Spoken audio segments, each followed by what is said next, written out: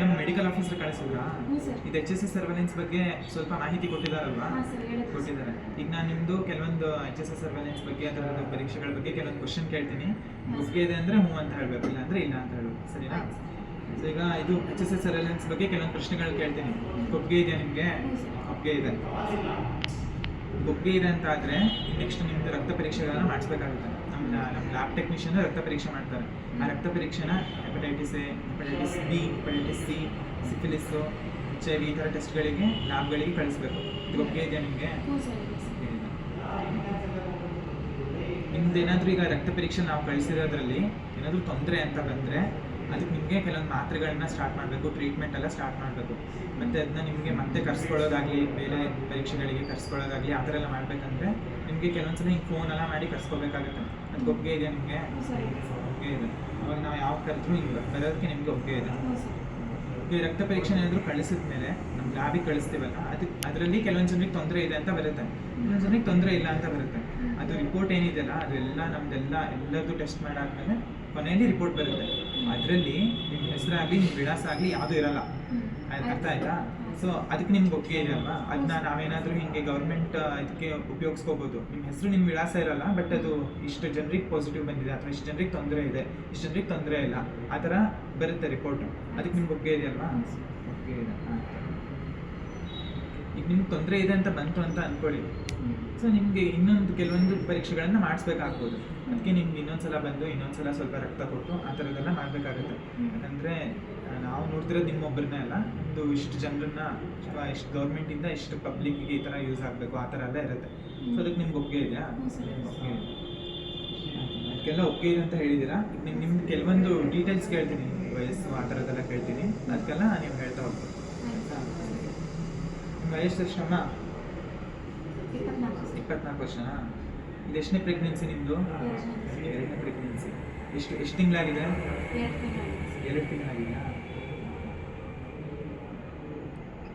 ಮುಂಚೆ ಯಾವತ್ತಾದರೂ ಇದೇ ಥರ ಈ ಪ್ರೆಗ್ನೆನ್ಸಿಲಿ ಬೇರೆ ಕಡೆ ಹೋಗಿ ಈ ಥರ ವಿಸಿಟ್ ಕೊಟ್ಟಿರೋದು ಅಥವಾ ಟ್ರೀಟ್ಮೆಂಟ್ ತೊಗೊಂಡಿರೋದು ಏನಾದರೂ ಮಾಡಿದ್ರಾ?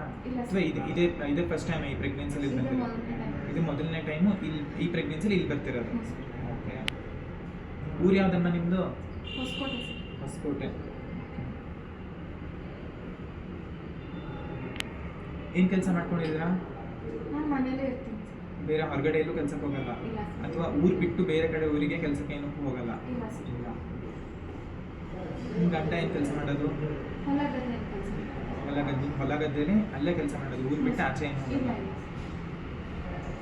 ನಿಮ್ಮ ಗಂಡ ಯಾವತ್ತಾದರೂ ಕೆಲಸದ ಪ್ರಯುಕ್ತ 6 ತಿಂಗಳು ಅಥವಾ 1 ವರ್ಷಕ್ಕಿಂತ ಜಾಸ್ತಿ ಮನೆಯಿಂದ ಆಚೆ ಇದ್ರಾ? ಅಂದರೆ ಇತ್ತೀಚಿನ ದಿನಗಳಲ್ಲಿ ಆ ಥರ ಏನು ಇರಲಿಲ್ಲ? ಕರೆಕ್ಟಾಗಿ ನೆನಪಿದೆ ಅಲ್ವಾ?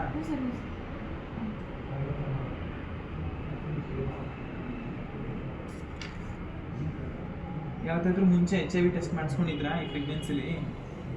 ಈ ಸಲನಾ ಸರ್? ಇಲ್ಲ ಸರ್, ಮಾಡಿಸಿಲ್ಲ. ಈ ಸಲ ಪ್ರೆಗ್ನೆನ್ಸಿಲಿ ಯಾವತ್ತೂ ಮಾಡಿಸಿಲ್ಲ? ಇಲ್ಲ, ಮಾಡಿಸಿಲ್ಲ. ಮುಂಚೆ ಅಂದರೆ ಈ ಪ್ರೆಗ್ನೆನ್ಸಿ ಅಂತ ಕನ್ಸಿಡರ್ ಮಾಡ್ತೀರಾ ನಿಮ್ಮ ಜೀವನದಲ್ಲಿ? ಮುಂಚೆ ಯಾವತ್ತಾದ್ರೂ HIV ಬಗ್ಗೆ ಗೊತ್ತು ಅಥವಾ HIV ಟೆಸ್ಟ್ ಏನಾದರೂ ಮಾಡಿಸ್ಕೊಂಡಿದ್ರಾ? ಸರ್, ಮೊದಲನೇ HIV ಟೆಸ್ಟ್ ಮಾಡಿಸ್ಕೊಂಡಿದ್ರು. ಅದ್ರ ರಿಸಲ್ಟ್ ಏನು ಬಂದಿತ್ತು? ಏನಾದರೂ ಮಾಹಿತಿ ಏನೂ ಇಲ್ಲ ಅಂತ ಹೇಳಿದ್ರಾ? ಅದು ನೆನಪಿದೆ, ಕರೆಕ್ಟಾಗಿ ನೆನಪಿದೆ ಅಲ್ವಾ? ಏನೂ ಇಲ್ಲ ಅಂತಲೇ ಹೇಳಿದರು. ಅಥವಾ ಏನಾದರೂ ಮಾತ್ರೆ ಏನಾದರೂ ತೊಗೊಂಡಿರೋದು ಆ ಥರ ಏನಾದರೂ ನೆನಪಿದೆಯಾ?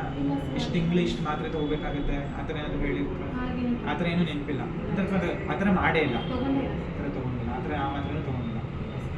ಈಗ HIV ಅಥವಾ ಇದು HIV ಬಂದಿರುತ್ತಲ್ಲ, ಈ ಪೇಷಂಟ್ಸ್ಗಳಿಗೆ ಹೆಪಟೈಟಿಸ್ ಬಿ ಮತ್ತು ಹೆಪಟೈಟಿಸ್ ಸಿ ಆ ಥರ ಸೋಂಕುಗಳು ಬಂದಿರೋ ಚಾನ್ಸ್ ಇರುತ್ತೆ.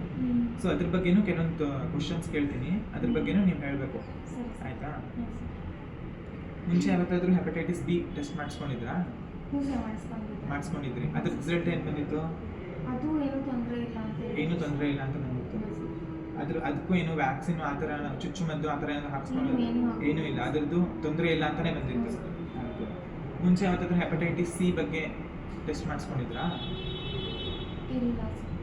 ಅಥವಾ ಅದ್ರ ಬಗ್ಗೆ ಗೊತ್ತಾ? ಅಥವಾ ಹೆಪಟೈಟಿಸ್ ಸಿ ಬಗ್ಗೆ ಗೊತ್ತು ಬಟ್ ಟೆಸ್ಟ್ ಮಾಡಿಸ್ಕೊಂಡಿಲ್ಲ? ಯಾವುದು ಆಯಿತು. ಅದ್ರದ್ದು ಏನಾದರೂ ರಿಸಲ್ಟ್ ಏನಾದರೂ ಏನು ಬಂದಿತ್ತು? ತೊಂದರೆ ಇಲ್ಲ ಅಂತ ಹೇಳಿದ್ರಾ? ಸರಿ. ಅದಕ್ಕೆ ಏನಾದರೂ ಮಾತ್ರೆಗಳು ತೊಗೊಂಡಿರೋದು, ಚುಚ್ಚುಮದ್ದು ತೊಗೊಂಡಿರೋದು ಆ ಥರ ಏನೂ ತೊಗೊಂಡಿಲ್ಲ? ಸರಿ. ಅದ್ರ ರಿಸಲ್ಟ್ ಏನು ಅಂತ ಗೊತ್ತು, ಏನೂ ತೊಗೊಂಡಿಲ್ಲ. ಇದು ಗೌರ್ಮೆಂಟ್ ಕಡೆಯಿಂದ ಹ್ಞೂ ಸರ್. ಹೆಪಟೈಟಿಸ್ ಬಿಗೆ ಹೆಪಟೈಟಿಸ್ ಸಿಗೆ ಫ್ರೀ ವ್ಯಾಕ್ಸಿನ್ಸ್ ಹಾಕ್ತಾರೆ, ಫ್ರೀ ಹ್ಞೂ ಸರ್. ಟ್ರೀಟ್ಮೆಂಟು, ಹ್ಞೂ. ಫ್ರೀ ಚುಚ್ಚುಮದ್ದು ಆ ಥರ ಎಲ್ಲ ಕೊಡ್ತಾರೆ. ಹಾಂ ಸರ್. ಅದ್ರ ಬಗ್ಗೆ ಗೊತ್ತಿದೆಯಾ ಹಾಂ, ನಿಮಗೆ? ಗೊತ್ತು ಸರ್. ಗೊತ್ತಿದೆ ನಿಮಗೆ? ಹ್ಞೂ ಸರ್. ಚೆನ್ನಾಗಿ ತಿಳ್ಕೊಂಡಿದ್ದೀರಲ್ಲಮ್ಮ, ಹ್ಞೂ ಸರ್. ಗೌರ್ಮೆಂಟ್ ಫ್ರೀ ಅಲ್ವಾ? ಹಾಂ.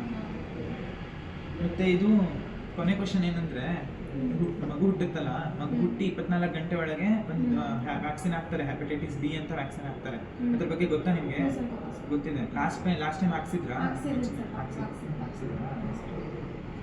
ಸರಿ ಅಮ್ಮ, ಇದನ್ನ ತಗೊಂಡು ಹೋಗಿ ಹಾಂ. ಲ್ಯಾಬ್ ಟೆಕ್ನಿಷಿಯನ್ ಇರ್ತಾರೆ, ಹ್ಞೂ ಸರ್. ಅವರು ರಕ್ತ ಎಲ್ಲ ತೆಗೆದು ಅದನ್ನ ಪರೀಕ್ಷೆಗೆಲ್ಲ ಕಳಿಸ್ತಾರೆ.